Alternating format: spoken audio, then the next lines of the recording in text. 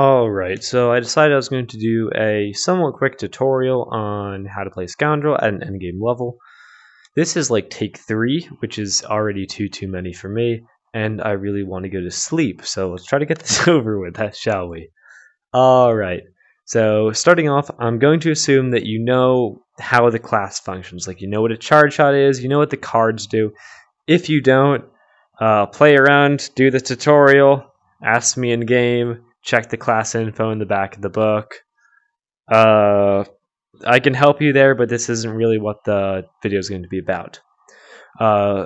In particular, we're going to be going over how to play Scoundrel at an endgame level, particularly with Scott's rotation, because it's what I'm best at and it has the highest damage ceiling, assuming you're good at it.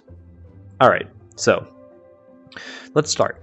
Scoundrel has 3 main parts. You got curve shots, you've got your card rotation, and you've got your shooting rotation. Alright, so the first part is going to be your curving rotation. Now, how do I curve personally? Well, what I do is I go into settings, I go into toggle weapon adjustment, and I grab the gun, and I point it up 45 degrees, like this. Now, what that lets me do is, when I curve, I have a greater angle decrease because when I'm pointing the gun like 45 degrees up, it's pointed all the way up, which means I can whip my hand down really fast for a really sharp curve, which leads to really easy rank 5. If you didn't know, curve shot ranks are based off distance and how far you're curving. So if I go really far back here and see if I can actually hit the target, there we go. It's going to be really easy to get rank 5s when you're really far back. Now some people play like this, where they curve straight up and down with a pretty shallow curve with no weapon adjustment, and they just play far back like a ranger for easy rank 5s. Some people do diagonal curving. Now diagonal curving is generally sharper, and it leads to higher curve shot ranks from closer by. Now again, I don't do this. I don't really know how you do this. I am not the best at it. Ask Char.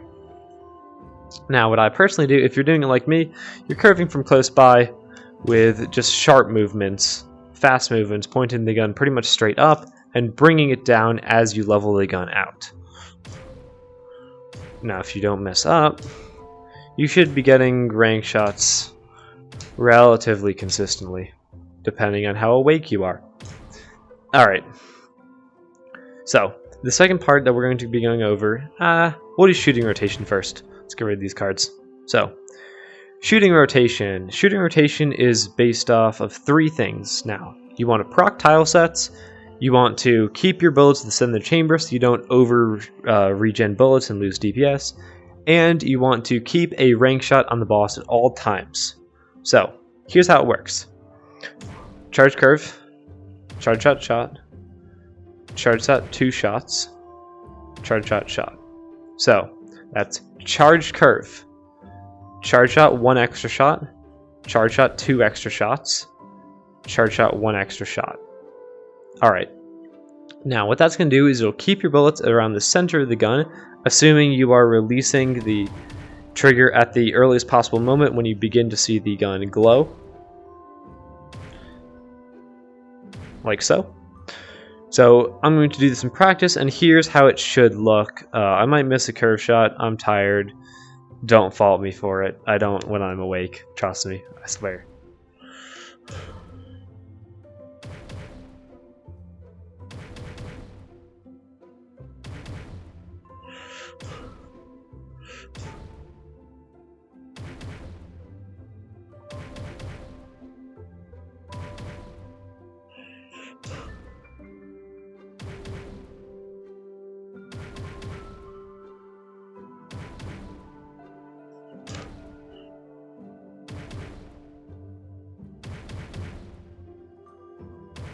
The last thing we're going to be doing is the card rotation. I'm going to explain why we do that as it is, besides the fact that it keeps your bullets in the center, and you'll have a charge shot, or sorry, a rank shot on the boss at all times when we get to the Tilesets section. But for card rotation, Scott's rotation in particular is based on poisons. So the whole goal is to get as many poisons as we can. Poison is this green card right here, which you should already know. So here's the idea. We want to throw up a poison and have a red effect burned. Now the red effect should come from burning a Ash or Flint card. This is Flint, and the other one this is Ash, and the other one you just saw me use was Flint. They both give this a red effect. Now, when we shoot the boss with this red effect, we're going to, let me get the super away, it's kind of annoying. We're going to apply the poison effect to the boss, and you're going to add the poison back to the deck. So when I draw a card here, and I just burn it, the card will update and it'll show I still have 6 cards because now I have 2 poisons in the deck instead of 1 because it was added back. So, you can see that's the first poison. I just added another one, now there's going to be another 2 poisons. But you can sort of see the idea here. There's another poison, and if we can find the duplicating card, we can get 1 last poison out of this deck. Oh, I forgot I already used it in this rotation, whatever. But you can see we can get more poisons out of this deck by duplicating it with all the 2 duplicating cards in it. Now, how do we do this? So what we're going to do is we're going to keep the poison or the duplicated card in the belt until we get the other piece of the combo. So if we have the poison already, we're going to keep looking for a duplicating card. We're going to burn it and throw up the poison. If we have this scenario where we have the poison, the duplicating card's down there, throw up the poison, burn the duplicating card, shoot. Let's get the other scenario where you have a duplicating card down there. Going to keep going till you get poison, throw up the poison, burn the duplicating card, shoot. You're going to keep storing those cards until you have that arrangement, and you can start to see I'm getting a lot of poisons now. I just keep drawing poison after poison. When the deck resets, you're going to start getting less poison, and then you're going to start duplicating them in and filling the deck with poison again. And then the last one should be a duplicator. There we go. So what you saw me do there is you can sort of keep track of what's in the deck. Now, I know I had my last shot was a duplicating poison, which adds another poison to this deck. I just drew it. So this deck should have 1 of each card in it. Alright, I drew my second poison. That is unfortunate timing. That's fine. I'm going to shoot it away because I can't store it. That's 1 of my 2 blue cards down. I'm going to use my flame card. That's one of my duplicators. Good. That was my brother. But I'm going to burn that ice. I've got 1 more duplicator and the poison. So you can start to guess what's in your deck. Now, in this deck right now, I know I just burned a light. There are going to be 2 poisons, 2 duplicators, a flame, and a light. Alright, so let's see if I'm right. So first, we've got our flame. Alright, that's 1 out of the way. We've got 1 of the 2 poisons right there. There's a duplicator card, which means there's 2 poisons again. That's 1 of my 2 remaining poisons. The second duplicating card, there should still be 2 poisons. That's 1 of the 2 remaining poisons. There's my last light, and this last one will be poison. So, what you're able to sort of do is if you're able to get enough practice where you can keep track of the cards in your deck, you can know what you're going to draw before you draw it, which is really helpful because I knew there that I was going to throw up that poison no matter what, because I knew I had a poison stored, so I'm going to throw it up, which means I can already be prepared for what's going to happen, which allows me to draw cards faster through my deck. Now, what you'll see me do is I keep drawing cards into my pocket if I have nothing in my pocket. Now, the reason you do this is because if you see right now, if I take a card out, the cooldown does not begin until I do something with the card. Let's burn it. Now the cooldown starts.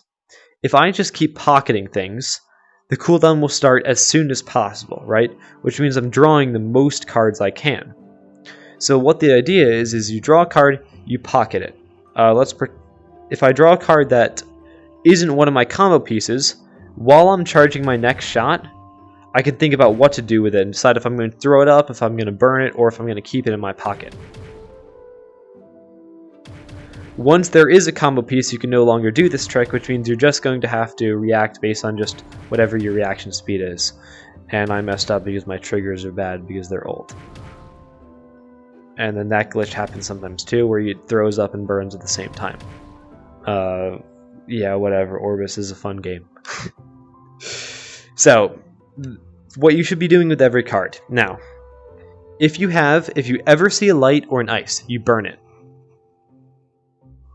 If you see a poison, you store it unless there is a poison or duplicated stored. If there is a duplicator stored, throw it up and burn it. If there is a poison stored, just throw it up and use it. If you see a duplicator and you've got a poison stored, burn it, throw up the poison, use it. If you see the duplicator and you have the duplicator stored, just burn the duplicator. Again, ice you always burn, and finally, flame you always use. That's a lot of words, but essentially, just burn as many poison cards as you can with the red effects. And if you don't have the ability to store a card, just throw it up or burn it, depending on if it's a poison or duplicator. Alright. Now, that's the main things on how to play Scoundrel based on the card rotation, shooting rotation, and curve shots. If you can get that down, you can do a lot of damage. Now, how do you increase your damage? Now, the first obvious method, gear. Get a +6. Start re-rolling it for good affixes. Get 2 +6s. The first one, obviously, gear. +6, good DPS. Eventually I'll get my +7. Hopefully before Char does, so I can go beat him on the leaderboard. It's not happening. Alright. The second is going to be armor affixes. Now, armor affixes, mine aren't, but they should all be projectile damage and crit damage. Your rings should have 35 critical strike in both of them, and one of them should be empowered, the other one can be whatever you want. Your gun, if it's legendary, should be either Iceheart bleed, Giantkiller bleed, or Charged Strikes bleed. I'll explain the pros and cons of each. And it should be, and if it's epic, it should just be regular bleed. Alright, so now affixes for Scoundrel guns. So, the first one should always be bleed no matter what. Use bleed, it's busted, it's so much more DPS than everything else in the game. But, you've already got bleed, what should your second affix be? If you're poor, bleed and whatever, just bleed is fine. Bleed is so good, everything else is minor. Alright, if you're willing to go for the min-max, the most damage you can possibly do, bleed Iceheart. Not very good for solo parsing, but if you've got a rotation mage, it's about 3% more damage. Alright, now bleed Giantkiller. Bleed Giantkiller, more consistent, you don't need a rotation mage. It's going to be about 1.4% more damage just at all times, as long as you're fighting a boss. And bleed Charged Strikes. Now, Charged Strikes, once you've got 5 stacks of True Gambler, which you should know what that is, it's the level 30 talent that gives you these crit chance buffs. Right here, I've got one of them right now. You can see I can go a long period of time without getting more buffs, right? That was a ton of shots that I did with only getting one buff. Now that I've got some, they're pretty easy to keep up. But you can go almost entire fights, as long as you're unpotted and you've got like a pretty low crit chance, without ever getting one of these stacks. Now, there's an easy way to stop this. It's run Charged Strikes. Charged Strikes means, as long as your poisons don't eat it up, your 10th hit will always crit, which means you will get a True Gambler buff, which can start increasing your damage. Once you have 5 stacks of True Gambler, Charged Strikes does nothing. It's just absolute garbage because your crit chance is already over 80% when you're potted, even with no armor affixes towards crit chance. So, Charged Strikes is good if you want to guarantee you will get your True Gambler stacks. Iceheart is good if you want the min-max damage, the most you could do. And Giantkiller is good if you just want consistently % or 2 more damage on bosses. Alright, cool. So, now, talents. We're going to do this for Tilesets because Tilesets is a whole beast altogether. Let me get rid of my ultimate, it's annoying. Alright, so, first off, slow burn. Card buffs last for an additional 2 seconds. Now, why do you use this? Well, Poison is considered a card buff, which means poison lasts for 2 more seconds, which means 2 more ticks of poison, which is more DPS. Quick Draw. Card deck regenerates 10% more quickly. Stack the deck is bad. We don't want flame, we want poison. So having more poison, getting through your deck faster is better. Stack the deck adds more flame. More flame means less poison. Less poison means you're going to have a bad time. On the line, if you're getting rank 5s, this is like over 10% more damage. It's really good, like really, really good. You should never use easy mode. Break Shot. This is sort of debatable. Now, Break Shot's pretty important for the timings for our tile sets to proc those Z tiles. It's also 8% damage for everyone, and that includes yourself. It's really good for just consistent damage. There are some builds that use 1 basket, however. I would pick Break Shot almost every time, but there is an argument for 1 basket, especially if you're shooting Suns or something. Finally, True Gambler. True Gambler is why Scoundrel is viable. Scoundrel would not be a usable class if it didn't have True Gambler, because 50% crit chance at all times is ridiculously good. The 10% more damage, that's your healer's problem, not yours. Alright, so those are talents. Now, tile sets. Tile sets are complicated, and I'm going to explain. If you don't know a ton about tile sets, I'm just going to do pretty much the basics I can. If you're curious in exactly how everything is working and why we use each tile set, ask me on Discord, but let's go over the basics. So, each tile that we're going to have, all 5 of ours, is going to be made out of 4 different runes. F, Z, Affliction, and this last one. Now, what do they all mean? So, the F is going to be burn a card. Z is going to be wait 1 second. Affliction is going to be poison. And the little thing at the end there is going to be 2 per second, 2 hits per second. Alright, so the exact tiles are going to be in the description, but here's what we're going to say. You've got 3 tiles that are going to be a combination of burn a card, delay, and 2 hits per second. 1 tile that is going to be using your poison, delay, and 2 hits per second.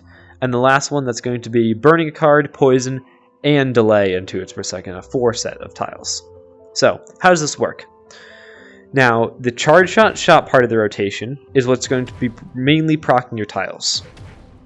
Every time you do this, it's going to proc delay 2 per second. Delay 2 per second. Delay 2 per second. Because the charging will proc the delay, and then the second shot will proc your 2 per second. Now, this is pretty good for tiles, because when we start adding in burning cards, you're going to see my tiles start to proc. I'm just going to burn everything, ignoring what you should actually be doing with these cards. You can see these tiles are proccing hard and fast. We're getting pretty consistent procs at all times as we burn cards. Now, if we go to where we can get a poison... Okay. We're going to just draw until we get a duplicator, and I'm going to show you the last set, the 4 set. The idea behind it is you burn while you're charging.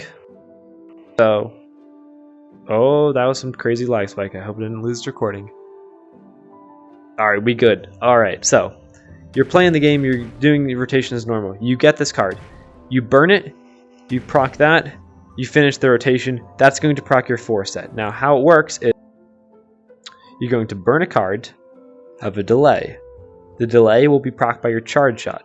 Your charge shot will have a poison card attached to it, so it's going to proc F when you burn, Z Affliction when you do your charge shot.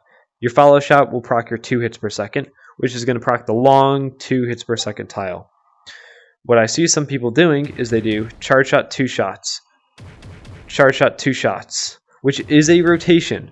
It is not a good one because, as you'll see, my tiles do not proc nearly as often. Now, they will still proc because you can get lucky with the background clock.